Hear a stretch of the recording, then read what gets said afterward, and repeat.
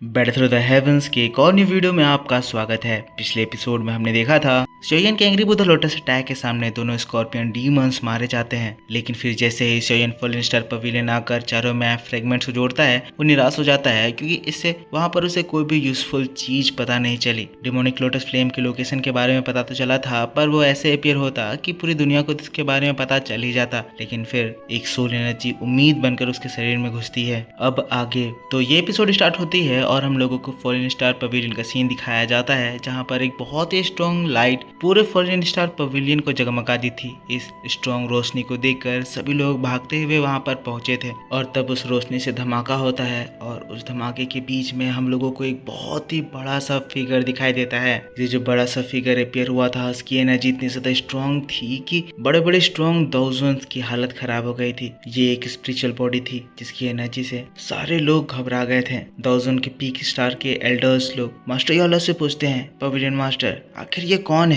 सभी लोग शॉक्ड हैं, घबराए हुए हैं क्योंकि इस तरह की चीजें उन्होंने पहले कभी नहीं देखी थी।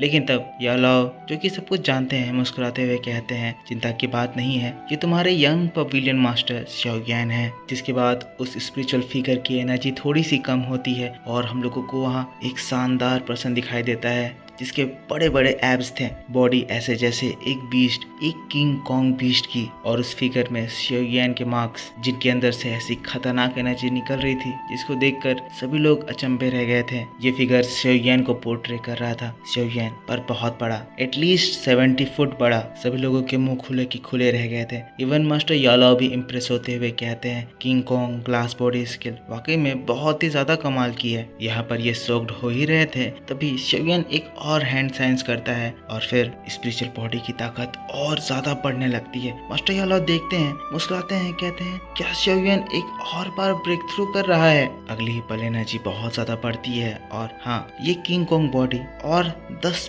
फीट बड़ा हो जाता है। लेकिन फाइनली शाओयान का लिमिट क्रॉस होता है और स्पिरिचुअल बॉडी गायब होते हुए शाओयान में ट्रांसफॉर्म हो जाती है। सभी लोग देखते हैं शाओयान बहुत ज्यादा कमजोर हो गया है तो भागते हुए उसको संभालने के लिए जाते हैं। शाओयान जो इतना ज्यादा बड़ा अचीवमेंट हासिल करा है इसके बावजूद भी अपने आप को संभालते हुए कहता है कि इतनी ज्यादा बुरी बात है कि मैं किंग कॉन्ग बॉडी स्किल की अभी तक 77 फीट को ही अचीव कर पाया हूँ। लगता है इस स्किल के पीक पर यानी कि 99 फुट तक पहुँचने में मुझे बहुत ज्यादा समय लगने वाला है। अब जब शाओयान ठीक है तो सभी लोग नॉर्मली शाओयान के पास पहुँचते हैं। यालाओ शाओयान से पूछते हैं, शाओयान तुम ठीक तो हो? शाओयान याओ चैन फेंग लाओ दोनों को ही ग्रीट करता है, बताता है ये तो बस छोटी सी इंजरी थी, शुक्र है बचपन से मेरी बॉडी बहुत सारे नेचुरल ट्रेसर्स और एक्सटर्नल ऑब्जेक्ट्स की वजह से इतनी ज्यादा स्ट्रांग हो गई है, वरना इस king Kong glass body skill को प्रैक्टिस करते हुए मेरी बॉडी ही ब्लास्ट कर जाती। इससे हम इस स्किल के डेंजर को समझ सकते हैं। ये स्किल भी एक एलीट दाओशिंग लेवल के पर्सन के द्वारा क्रिएट किया गया है, इसीलिए ये भी एक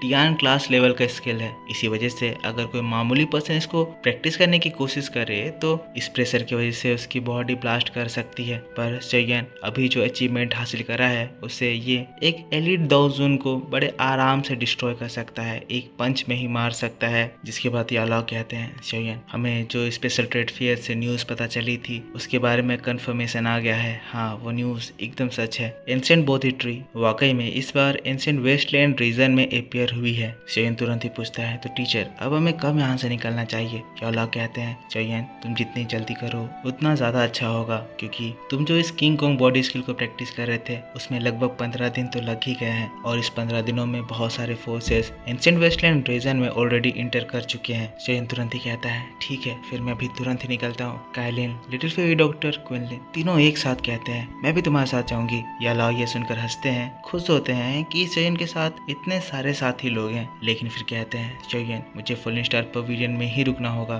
क्योंकि फॉलन स्टार पवेलियन के प्रॉब्लम्स अभी भी सॉल्व नहीं हुए हैं। त्यानो सुनजी भी कहते हैं कि शाओयान मैं भी थोड़ा दिन आराम करना चाहता हूँ। ये लोग यहाँ पर इसलिए ऐसा कह रहे हैं क्योंकि ऑलरेडी शाओयान इतना ज्यादा ताकतवर हो गया है और शाओयान के साथ ऑलरेडी अभी 3 पावर हाउसेस चल रहे हैं, तो इन लोगों का ये जो ग्रुप है वो अपने में ही एक बहुत ही स्ट्रॉन्ग लाइनअप कहला सकता है। यालाओ जिसके बाद कहते हैं, शाओयान भले ही मैं फॉलन स्टार पवेलियन छोड़कर तुम्हारे साथ नहीं जा रहा हूँ, पर अगर कोई भी दिक्कत आ जाए तो ये स्पेस जेट को क्रॉस करना, मैं तुरंत ही तुम्हारे पास पहुंच जाऊंगा। लाइफ और डेथ वाली सिचुएशन में मत पड़ना, मुझे बुला लेना। शाओयान को वो स्पेस जेट देते हैं और शोयन भी उसे एक्सेप्ट कर लेता है। यह लॉ जिसके बाद बताते हैं एंशिएंट बोधी ट्री का जो न्यूज़ है ये इतना ज़्यादा बड़ा है कि इवन इसके पीछे दाओजुन और दाओशिंग लेवल के पर्सन भी इंटरेस्टेड हो गए हैं। इसीलिए शोयन इस बार बोधिसत्व एंशिएंट फ्रूट को हासिल करना आसान नहीं होने वाला है। ये ट्रिप तुम्हारे लिए बहुत ज़्यादा इंपॉर्टेंट है, इसलिए शोयन तुम्हें बहुत ज़्यादा केयरफुल रहना होगा। शोयन भी कहता है टीचर आप चिंता ना करें, मैं संभल कर रहूँगा। और फिर सीन शिफ्ट होता है और हम लोगों को बहुत सारे लोगों को दिखाया जाता है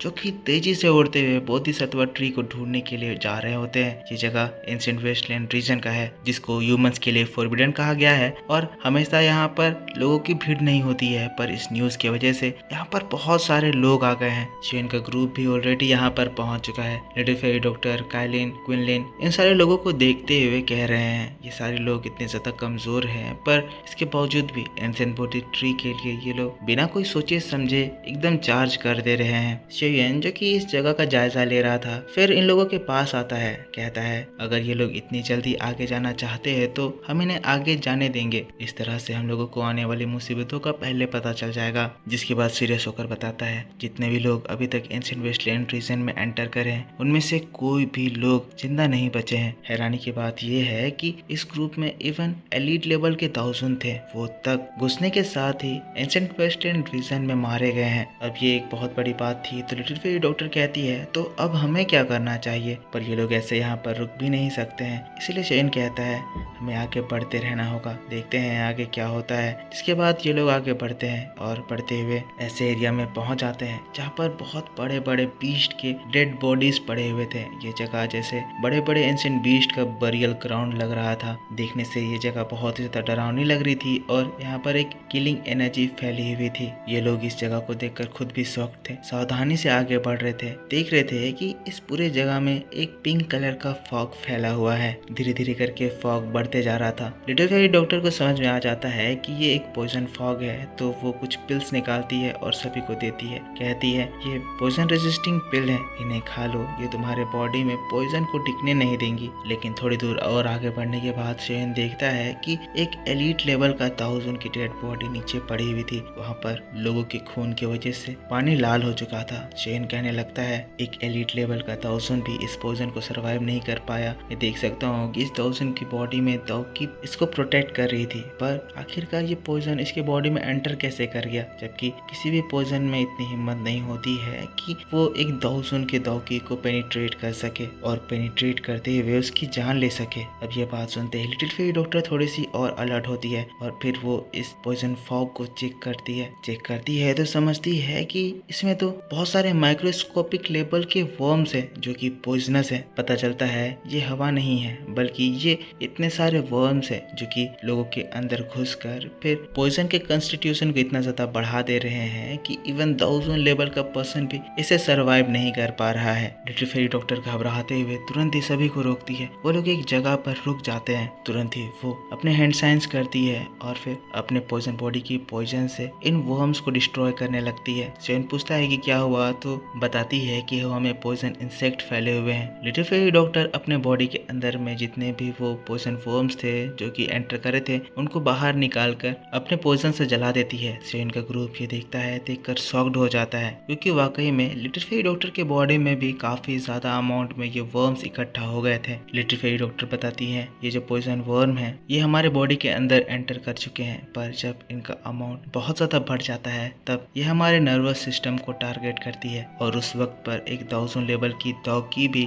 उन पॉइजन इंसेक्ट को बाहर नहीं निकाल सकती है, ना उन्हें डिस्ट्रॉय कर सकती है। ये चीज हमारे नाक के जरिए सांस से अंदर घुस रही है, इसी वजह से बहुत सारे लोगों को इसके बारे में पता नहीं चल रहा है। लिटिल फेरी डॉक्टर और बताती है कि ये हमारे बॉडी के अंदर भी घुसी हुई है, पर मेरे बॉडी के अंदर में जो पॉइजन है वो इन वर्म से ज्यादा स्ट्रॉन्ग है, इसी वजह से वो लोग मेरे बॉडी के अंदर सर्वाइव नहीं कर पाए। पर तुम लोगों के केस में ऐसा नहीं है। क्विनलिन ये सुनकर घबरा जाती है। तभी शोयन अपने हेवनली फ्लेम्स को समन करता है। उसके बॉडी में उसके हेवनली फ्लेम्स उसके बॉडी के अंदर के वर्म्स को जलाने लगते हैं। शोयन को समझ में आता है कि हाँ, शोयन के हेवनली फ्लेम इन वर्म्स के ऊपर काम कर रहा है। ये वर्म्स सोयन के हेवनली फ्लेम से भी नहीं सरवाइव कर पा रहे हैं। तुरंत ही क्विनलिन और काइलिन के पास जाता है, कहता है मेरे पास एक रास्ता है। अगले ही पल अपने हेवनली फ्लेम्स को समन करते हुए काइलिन और क्विनलिन के अंदर ऐसे डालता है कि हेवनली फ्लेम्स उन्हें हार्म भी नहीं करते हैं और उनके बॉडी के अंदर के वर्म्स को भी डिस्ट्रॉय कर देते हैं। ये जगह उन वर्म्स के चीखने की आवाज से गूंजने लगती है, पर ये लोग खुश थे क्योंकि लिटिल फेरी डॉक्टर और क्विनलिन इस चीज से सेफ हो गए थे। पर इसी बात के साथ बैटल थ्रू द हेवंस का ये वीडियो इस जगह पर खत्म हो जाता है।